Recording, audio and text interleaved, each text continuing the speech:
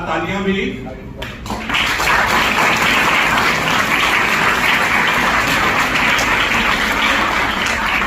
और इन तालियों की आवाज कहां जानी चाहिए?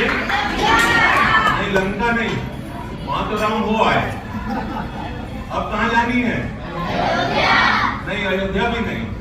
अभी इन तालियों की गड़गड़ाहट पूरे विश्व में जानी है, जहां अब आपको जाना है। किसको जाना है? आप सभी नन्हे नन्हे राम को जाना है, अपनी क्षमता से, अपने गुणों से, अपने विचार शक्ति से, अपने सनातन मूल्यों से।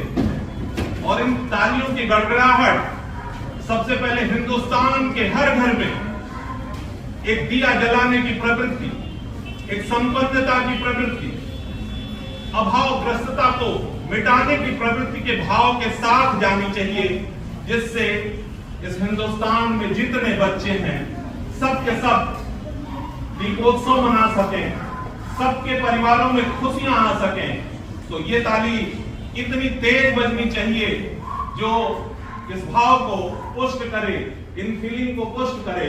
एक बार तेज ताली।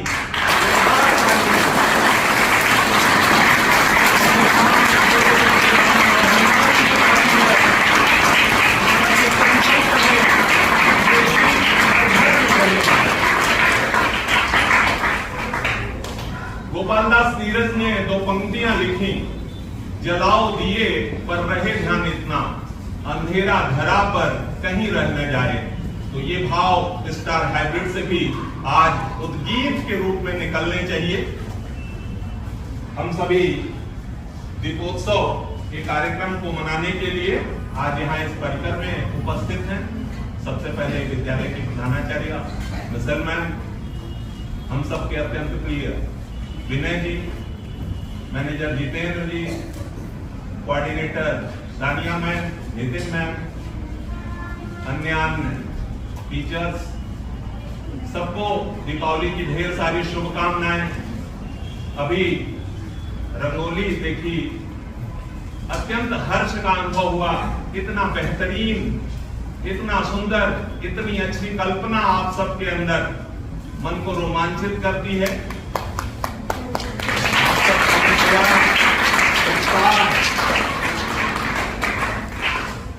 ये उत्साह ही जीवन में आगे बढ़ने का पहला चरण है। दीपावली एक लंबे क्रम त्योहारों की श्रृंखला है, उसमें आज पहला दिन है जिसमें हम धन्वंतरी जी के प्राकट्य दिन को मनाते हैं।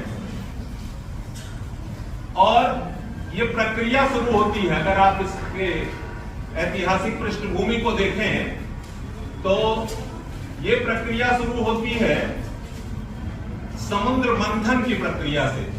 आप सबको ध्यान होगा, कहानियां सुनाई गई होंगी कि एक बार की बात थी, संसार में दो सब तरह की शक्तियां होती हैं, एक सकारात्मक और एक नकारात्मक। और इन्हीं दोनों को जब मिला दिया जाता है तो बिजली बन जाती है, करंट बन जाता है, पॉजिटिव और निगेटिव पे। ऐसे ही जो है मानवीय वृत्तियां होती हैं, पॉजिटिव वाली और निगेटिव वाली।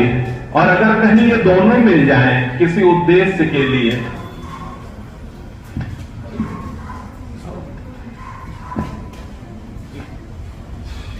अगर कहीं ये दोनों मिल जाएं तो बहुत ही सकारात्मक बदलाव दिखाई देता है। तो ऐसा ही एक बार देवताओं और असुरों में एक इस तरह की संधि हो गई कि चलो कुछ अच्छा खेल खेलते हैं, कुछ पॉजिटिव करते हैं। और समुद्र मंथन की प्रक्रिया शुरू हुई। समुद्र मंथन की प्रक्रिया में सबसे पहले पॉइजन निकला, एक विष निकला कालकूट नाम का। इसी तरीके से मानवीय जीवन में भी जब हम विचार मंथन करते हैं, अपने अंदर के सकारात्मक और नकारात्मक पहलुओं को जब हम मतते हैं, तो पहले हमारे अंदर के जो विकार होते हैं वो कालकूट की तरह से, पॉइजन की तरह से निकलते हैं। और जैसे जैसे ये प्रक्रिया बढ़ती जाती है, हमारी सोच सकारात्मक होती जाती है। मंथन का मतलब अभ्यास है, हम अभ्यास करते जाते हैं। तो समुद्र मंथन की प्रक्रिया में 14 रत्न निकले। उसमें से जो है इंद्र के लिए इरावत निकला, मतलब इरावत आया तो उसको इंद्र ने धारण कर लिया। इसी तरह से एक बहुत ही अच्छा घोड़ा निकला वज्रश्रवा, उसको राजा बलि ने धारण कर लिया। लेकिन उसी प्रक्रिया में लक्ष्मी जी निकली, अर्थ मतलब इकोनॉमी जो है, तो उसको भगवान विष्णु ने धारण किया। अब ये प्रश्न उठता है कि लक्ष्मी को विष्णु ही धारण क्यों करते हैं?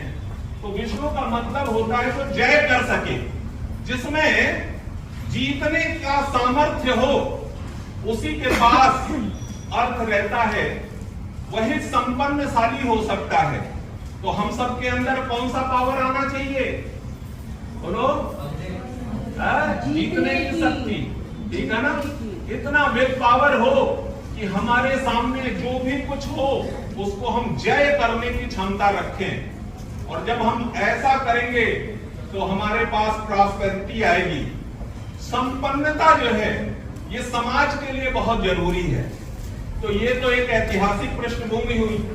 दूसरा, आज के दिन भगवान धन्वंतरी का अवतार हुआ। हम मान सकते हैं कि आयुर्वेद मिला। आयुर्वेद चिकित्सा की सबसे पुरानी प्रणाली है, जिसका उद्देश्य मनुष्य को संपूर्ण आयु प्रदान करना है। एक सामान्य मानक में 100 वर्ष का जीवन माना गया है कि 7 वर्ष तक हमारी आंखें अच्छे से देखें, कान अच्छे से सुने। हमारा पूरा जीवन जिसका कोई एक उद्देश्य है, वो उद्देश्य जब हम एक लंबे समय तक जीवन जी पाएंगे तभी पूरा कर पाएंगे। तो आयुर्वेद की प्रेरणा आज को हमको लेना है, जिसका मूल है युक्त आहार विहारस्य युक्त सुखनावबोधय। तो हमको अपना आहार विहार, अपना सोच, अपनी संकल्पना, इन सब को बहुत सकारात्मक रखना है, प्रकृति से मिला जुला रखना है। तीसरा पहलू, हिंदुस्तान एक कृषि प्रधान देश रहा है आदिकाल से। जहां जो भी पर्व त्योहार रहे हैं, उनका समाज के संगठन से एक योगदान रहा है कि इस सामाजिक समरसता में समाज के हर वर्ग को कुछ न कुछ मिले। तो हम जब दीपावली का इस तरीके से मूल्यांकन करते हैं, तो जो हमारी खरीफ की फसल होती है वो इस समय कट चुकी होती है। तो जो हमारा मुख्य कृषक वर्ग होता है, उसके घर में अनाज पहुंच चुका होता है, उसके यहाँ लक्ष्मी पहुंच चुकी होती है। अब बाकी समाज के जो वर्ग थे प्राचीन काल में, जो शिल्प से जुड़े हुए थे, जो अन्यान्य वर्ग कर रहे थे, उनके घर में पैसा कैसे पहुंचे?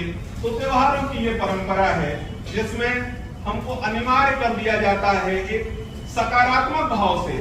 मतलब कोई प्रेशर नहीं दिया गया, फिर भी एक तरह का प्रेशर है कि आप इन सारे त्योहारों को जब मनाएंगे तो कुछ ना कुछ कुम्हार के यहाँ के दिए खरीदेंगे, उसके घर भी पैसा पहुंचेगा।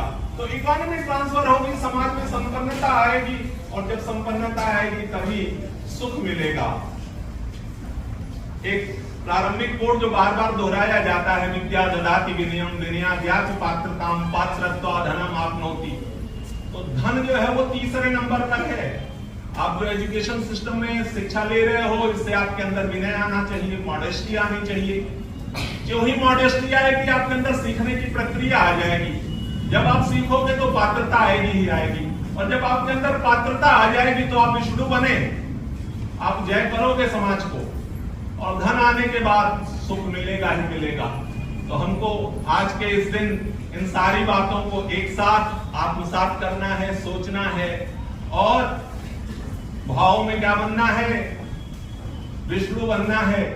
हमेशा एक फीलिंग होनी चाहिए कि हमको क्या करना है? जीतना है। क्या करना है?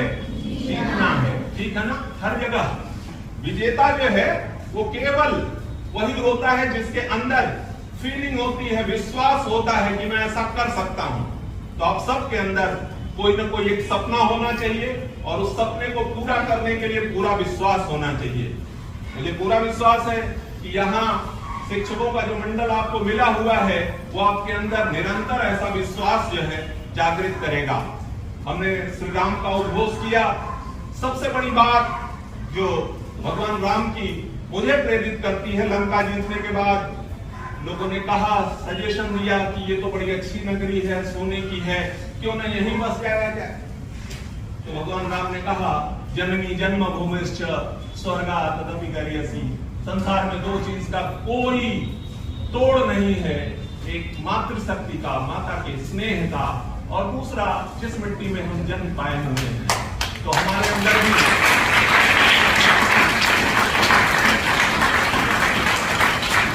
माता का प्रेम तो दिख जाता है, मतलब बचपन से लेकर के, और आप जिस अवस्था में हैं तब तक आप अनुभव कर चुके होते हैं। प्यार दुलार साथ में चाटे डांट, ये सब कहीं ना कहीं याद आते हैं।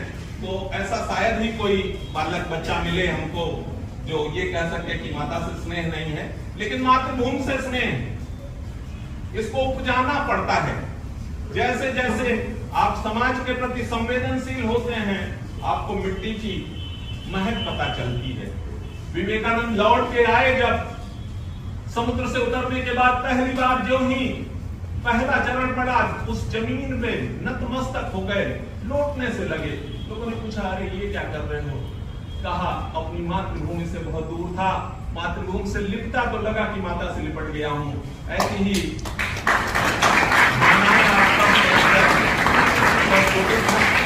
इन शब्दों के साथ एक बार फिर से उद्घोष, जय श्री राम।